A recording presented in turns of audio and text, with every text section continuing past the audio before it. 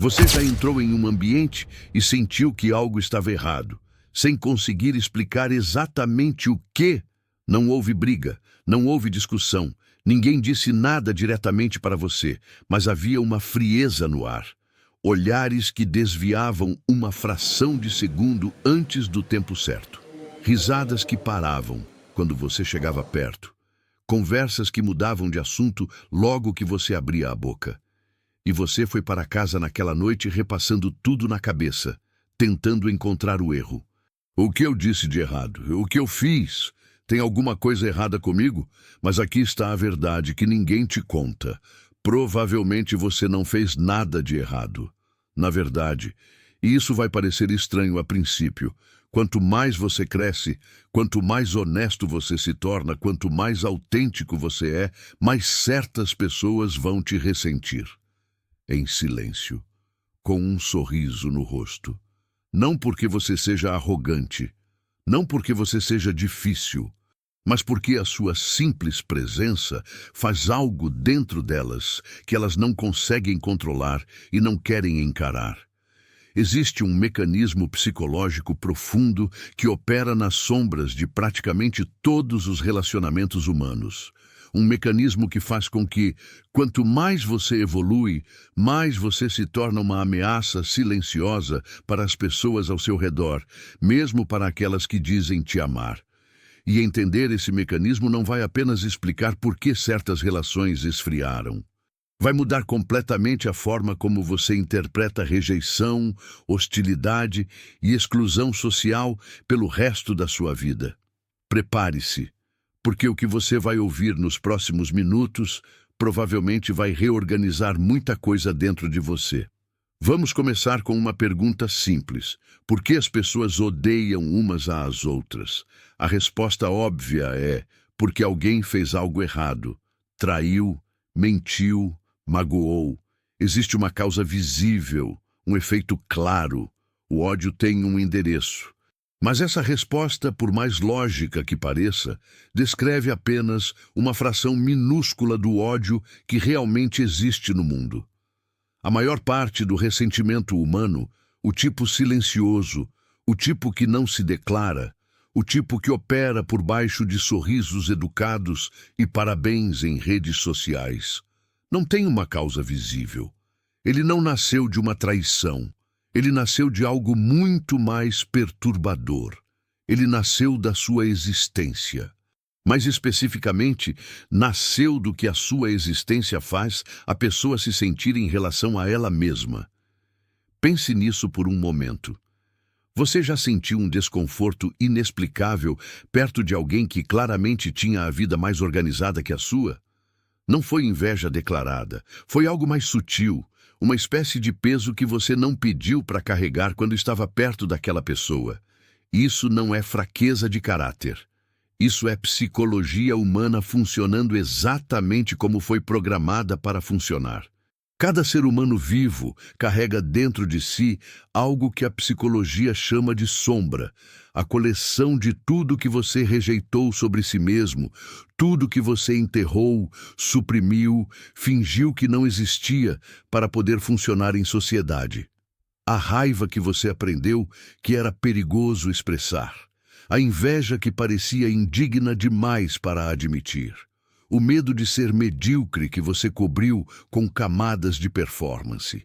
A preguiça que você justificou com 1000 argumentos. O orgulho ferido que você chamou de princípios.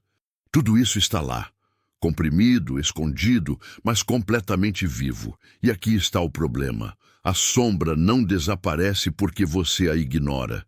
Ela fica. E quando algo ou alguém no mundo externo roça nela, quando sua presença, seu comportamento ou simplesmente o que você representa toca naquilo que alguém passou anos escondendo de si mesmo, o sistema reage com defensividade, com distância, com aquela frieza inexplicável que você já sentiu na pele. O ódio secreto não é pessoal no sentido que você pensa. Ele é profundamente pessoal para quem o sente, porque ele é sobre eles, não sobre você.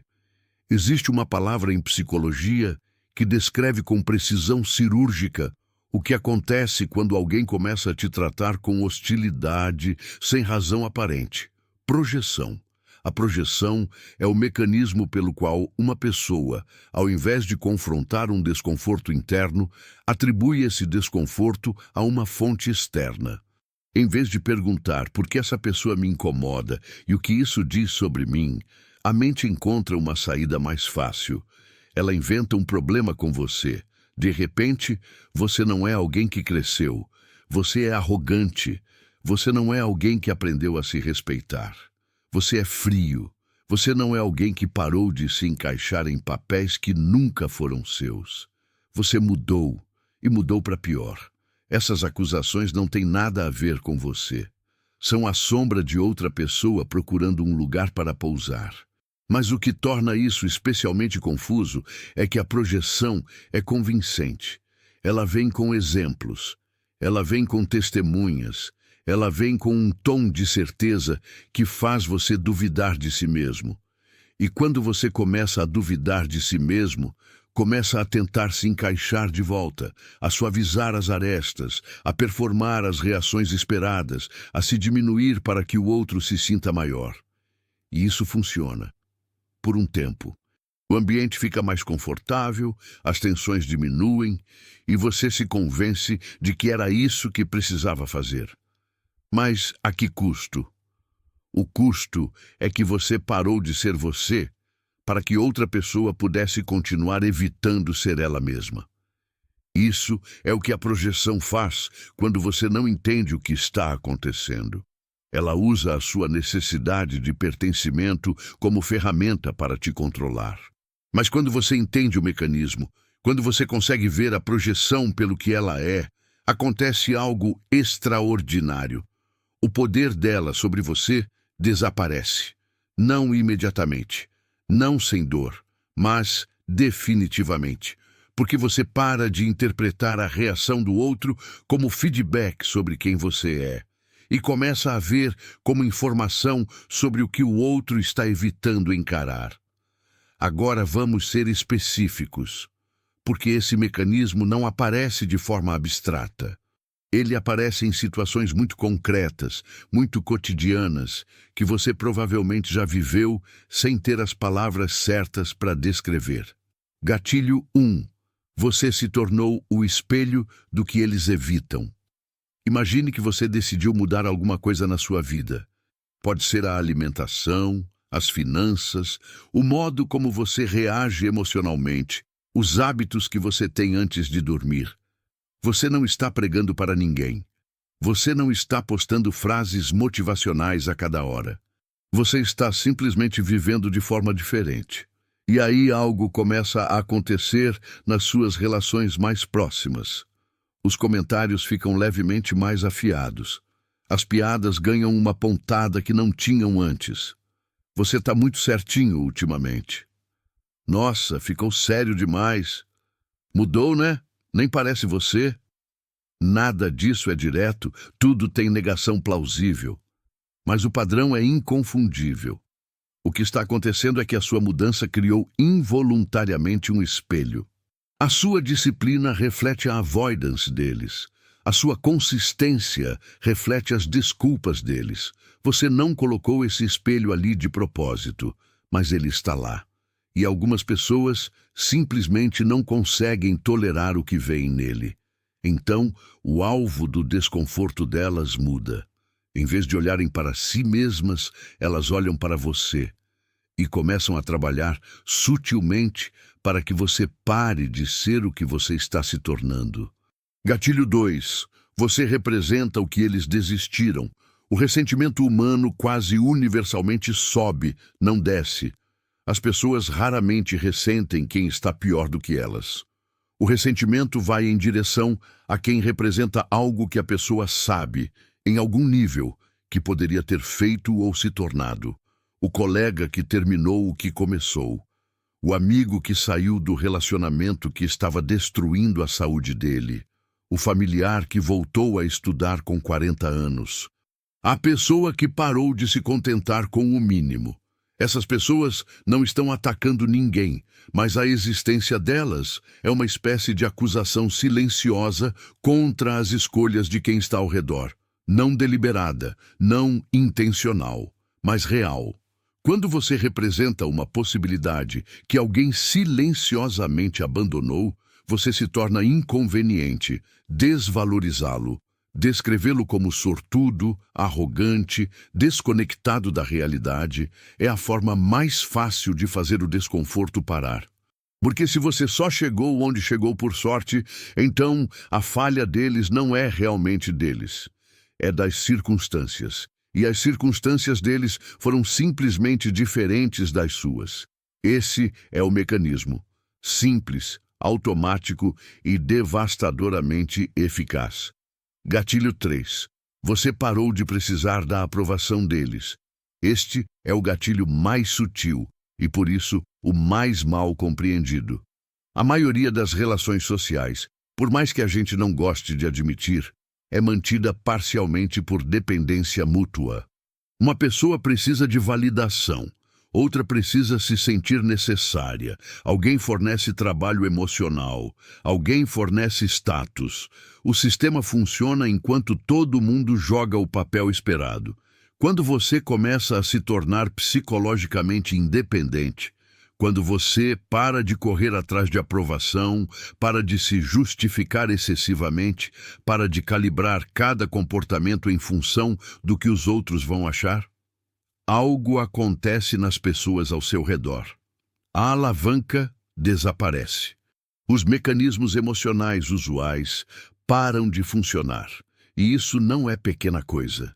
Muitas pessoas, sem perceber conscientemente, construíram parte da sua identidade na capacidade de influenciar você, fazê-lo mudar de ideia, fazê-lo se sentir culpado, fazê-lo buscar a aprovação delas. Quando você para de fazer isso, da perspectiva delas, parece rejeição, parece distância, parece arrogância. Mas o que elas estão realmente descrevendo é a perda de controle que tinham sobre você. E você se tornou emocionalmente independente, é muito mais difícil de admitir do que você se tornou arrogante. Gatilho 4. Você se tornou imprevisível. A manipulação social, e aqui estou falando do tipo cotidiano, majoritariamente inconsciente, depende de reações previsíveis. Se eu aperto esse botão, recebo essa resposta. Se eu te culpo, você se desculpa. Se eu te critico, você tenta se redimir. Se eu te elogio, você amolece. Esse é o script. E funciona enquanto você o segue. Quando você para de reagir do jeito que as pessoas esperam, o script desmorona. Você não é hostil. Você não é agressivo, você simplesmente não morde a isca, não performa a reação emocional esperada, não dança conforme a música. E para alguém que vinha usando esse roteiro, mesmo que inconscientemente, a sua não reação é profundamente perturbadora, porque significa que você vê o jogo. E pessoas que dependem de não serem vistas jogando o jogo nunca vão se sentir confortáveis perto de alguém que, com calma e sem alarde, está assistindo tudo. Gatilho 5. Você recusou manter a ficção confortável. Todo grupo social opera com base em acordos não ditos. Não falamos de certas coisas. Fingimos que certos comportamentos são normais. Concordamos coletivamente em olhar para o outro lado em dinâmicas específicas que, se alguém as nomeasse em voz alta, criariam caos. Esses acordos nem sempre são maliciosos. Muitas vezes são simplesmente o caminho de menor resistência, o lubrificante social que evita explosões. Mas são ficções. E manter ficções exige a participação de todos. Quando você para de participar, quando você não ri daquilo que não é realmente engraçado, quando você não concorda com algo com o qual genuinamente discorda, quando você nomeia a dinâmica que todos estão fingindo não perceber, você se torna um problema. Não porque atacou alguém, mas porque quebrou o acordo. E grupos protegem seus acordos de forma agressiva, muitas vezes sem nem perceber conscientemente que estão fazendo isso. A exclusão que você sente não é punição por ter dito algo errado, é punição por ter dito algo verdadeiro num ambiente construído sobre a mentira coletiva. Gatilho 6. Você começou a dizer não. Por um longo tempo, talvez você fosse fácil. Fácil de acionar, fácil de acessar, fácil de dar como garantido. Você dizia sim quando queria dizer não. Absorvia coisas que não deveria ter absorvido. Estava disponível para pessoas que raramente estavam disponíveis para você. As pessoas apreciam isso, mas raramente de forma consciente. O que elas experimentam é conforto. A comodidade de saber que há alguém na vida delas com limites suficientemente fluidos para que elas possam se comportar como quiserem, sem consequências. E então, algo muda. Você começa a traçar linhas. Você se afasta de arranjos que custavam mais do que valiam. Você diz não, e quer dizer. E as pessoas que se beneficiavam da sua falta de limites, algumas das quais genuinamente gostam de você. Isso não é necessariamente sobre malícia. Experimentam essa mudança como perda. O que se segue raramente é honesto. As pessoas não dizem, eu preferia quando podia te usar à vontade. Elas dizem que você mudou, que ficou frio, que ficou difícil, que ficou egoísta.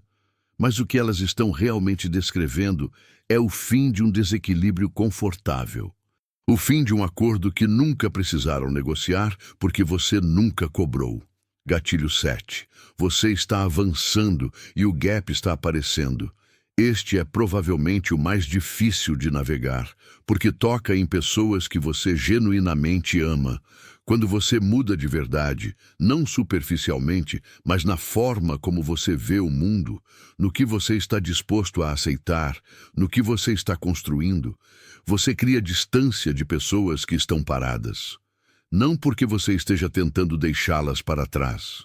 Não porque você decidiu que é melhor que elas, mas porque você está simplesmente, de forma concreta e real, num lugar diferente de onde estava.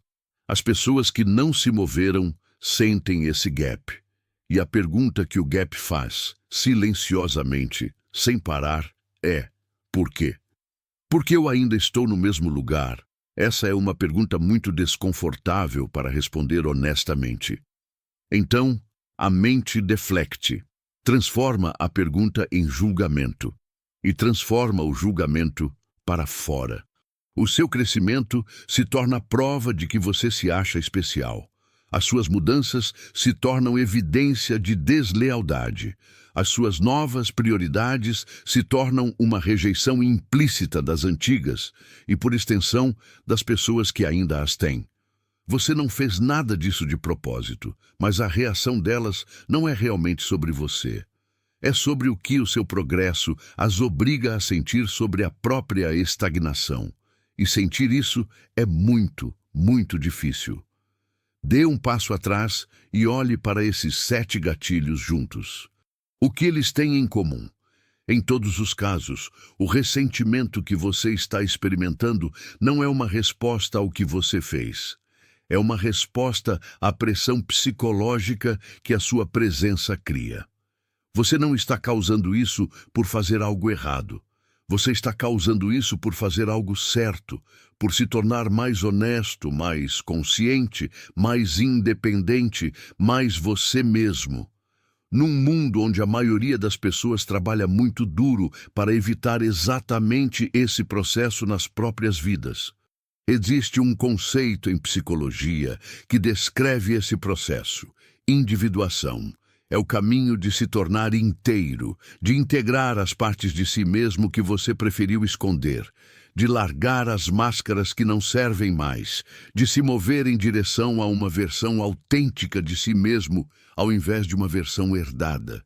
A individuação é rara, é desconfortável. Ela exige que você olhe para as partes de si mesmo que preferia não ver, aceite as partes da sua história que preferia esquecer, e se mova pelo mundo sem a segurança da aprovação de todos.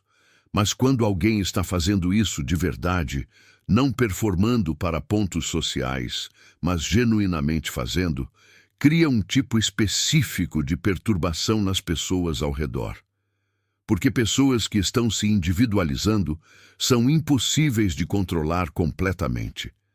Elas não ficam nos papéis designados. Elas não precisam da sua validação. Elas não performam as reações esperadas. E elas têm uma forma de enxergar através das performances nas quais a maioria das pessoas depende para se sentir segura. E isso as torna ameaçadoras, não no sentido físico, no sentido existencial. O seu tornar-se é uma acusação silenciosa de todos que decidiram não se tornar. Quando as pessoas começam a perceber essa dinâmica, o primeiro impulso é tentar consertar, tentar recuar, performar mais dos papéis esperados, lixar as arestas que incomodam. Esse impulso é completamente compreensível. Somos programados para pertencimento, e a sensação de ser gradualmente excluído de um grupo com o qual você se importava é genuinamente dolorosa. Mas aqui está o que realmente acontece quando você se faz menor para manter os outros confortáveis. O ressentimento não vai embora. Ele simplesmente se torna mais familiar. Porque a coisa que o desencadeou, o seu potencial, a sua honestidade, a sua recusa em ficar preso, nunca foi realmente o problema. O problema é o que essas coisas refletem de volta nas pessoas ao seu redor. E esse problema pertence a elas, não a você.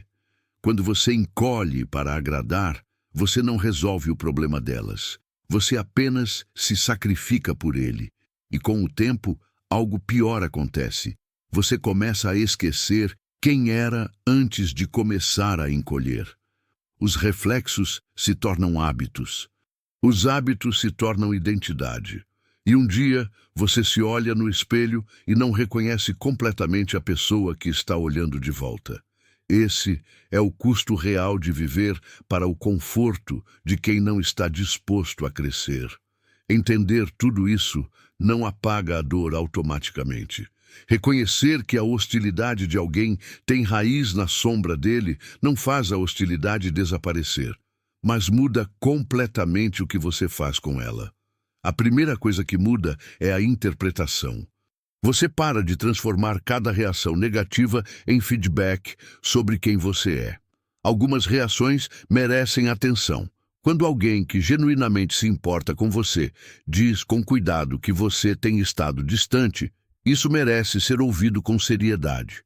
Mas o ombro frio de alguém que nunca precisou de nada de você, até você parar de ser conveniente para ele, isso também é informação, só que de um tipo completamente diferente. A segunda coisa é aprender a distinguir relações que evoluem naturalmente de relações que estão sendo sabotadas. Nem toda conexão que fez sentido numa versão anterior de você vai fazer sentido na versão atual. Isso não é fracasso, isso é honestidade. Crescer significa inevitavelmente que alguns relacionamentos vão se transformar e alguns vão se encerrar. Não porque você seja cruel, porque você é real. A terceira coisa é procurar ativamente as pessoas que se aproximam de você quando você é honesto, ao invés de se afastar. Elas existem. A mesma qualidade que faz de você uma ameaça para quem está se escondendo de si mesmo, faz de você uma presença profundamente atraente para quem está tentando se encontrar. As duas reações vêm do mesmo lugar. Uma é medo, a outra é reconhecimento. E a quarta coisa, a mais importante, é fazer o seu próprio trabalho interno. Porque aqui está a parte que é fácil de ignorar. Os mesmos padrões que operam nas pessoas ao seu redor, a projeção, o ressentimento, a hostilidade sutil desencadeada por coisas que tocam fundo demais, esses padrões existem em você também. Ninguém escapa de ser humano. Todo mundo tem uma sombra. Todo mundo tem coisas que preferiria não encarar. E é muito fácil se tornar tão bom em reconhecer projeção nos outros que você esqueça de verificar se está fazendo isso você mesmo. O objetivo não é se tornar alguém que enxerga através de todos, enquanto é perfeitamente transparente. Isso é apenas uma nova persona, o observador iluminado, que é sua própria sombra disfarçada. O objetivo é fazer o trabalho honesto, contínuo e imperfeito de se tornar mais real, mais integrado, mais você. Existe algo que tende a acontecer quando você permanece nesse caminho por tempo suficiente. O campo social ao seu redor muda. Algumas pessoas se afastam, algumas desaparecem. E dói, especialmente quando você genuinamente se importava com elas. Não minimize essa dor. Ela é real. Perder relacionamentos que você valorizava, mesmo quando eles não eram saudáveis, é uma forma legítima de luto, mas algo mais também acontece. Os relacionamentos que sobrevivem e os novos que se formam são diferentes. São construídos sobre algo mais sólido do que conveniência, mais honestos do que elogio mútuo vazio, mais duráveis do que o acordo compartilhado de nunca se desafiar. São construídos sobre reconhecimento real. Uma pessoa real vendo outra pessoa real e decidindo que isso vale alguma coisa. Você também para de se sentir tão exausto, porque a exaustão de manter performances, de fingir concordar, de jogar papéis, de gerenciar como você é percebido por pessoas que não gostariam de você de qualquer jeito se soubessem quem você realmente é. Essa é uma forma específica e implacável de drenagem. E quando ela começa a se dissipar, mesmo que parcialmente, você percebe quanto da sua energia estava indo para manter todos confortáveis à custa de ser honesto.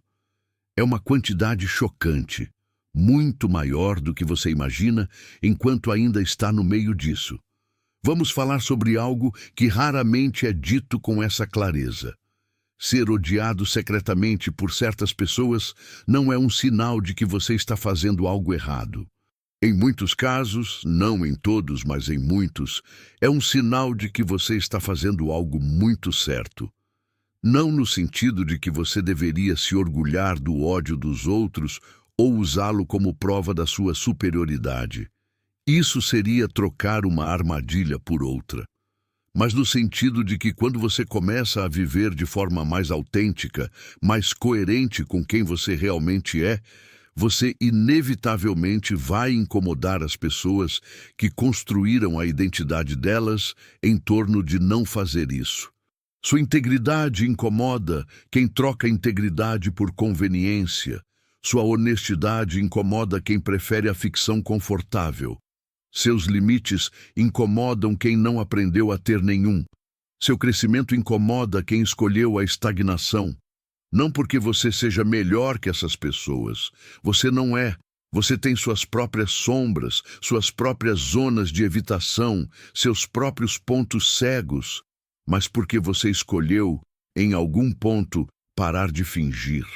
E fingir coletivamente é muito mais fácil quando todo mundo está fazendo isso. Quando alguém para, os outros percebem.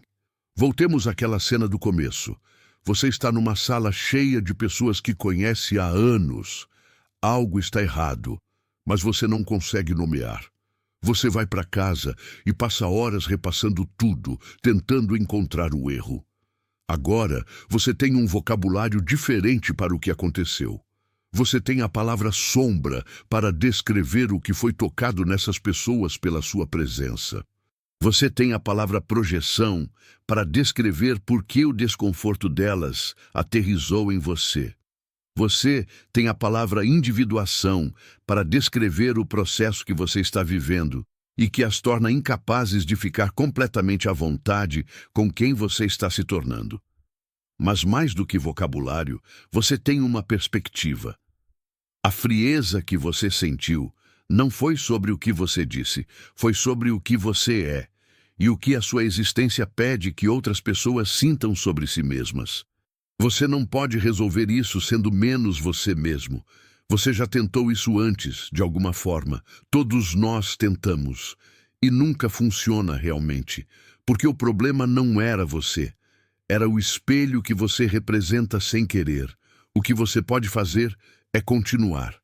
Continuar crescendo, continuar sendo honesto, continuar estabelecendo limites, continuar se tornando mais inteiro, mesmo que isso signifique ser desconfortável para quem escolheu permanecer fragmentado.